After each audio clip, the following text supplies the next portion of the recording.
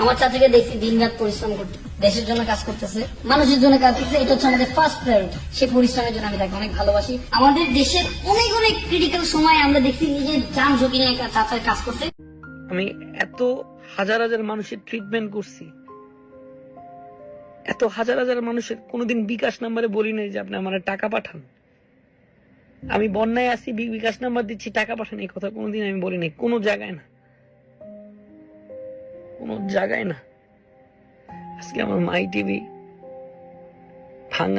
ভাঙচুর করে, edit panel, news department নিচে ভাঙচুর, গালাগালি, দালাল সরকারের।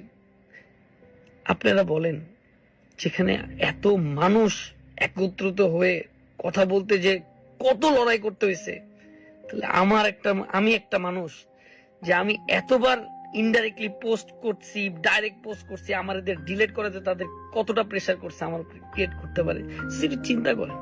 আমি গা ডাকতে আসি নাই, আমি গা ডাকতেও আসি না। আপনারা অনেকেই বলতে পারেন যে তৈদা আফ্রিদি বাঁচার জন্য আসছে, আমার দরকার নাই। আর আমার ফেসবুকও দরকার নেই, আমার ইউটিউবও দরকার নেই। আপনারা আমাকে অনেক হেট করেন, কথা আছে। এখন আমি চাইছি আমি বলতে যে আমার সাথে কি কি ঘটছে, অনেক কিছু ঘটছিল আমার সাথে। আমি ভাবছি যে আমি বললে বুঝবেন আপনারা। আমি ইনডাইরেক্টলি অনেক হিন্ট দিছি আপনাদেরকে। হঠাৎ করে একটা স্ট্যাটাস ডিলিট করা, হঠাৎ করে থাকা, এটার মধ্যে কারণ কি? এটাকে আমি স্ট্যাটাস দিলাম, আমি ডিলিট করলাম, আমি দিয়েছি, অফকোর্স কেউ ডিলিট করাইছে, আমি তো করি নাই, করানো হয়েছে বাধ্যতামূলক।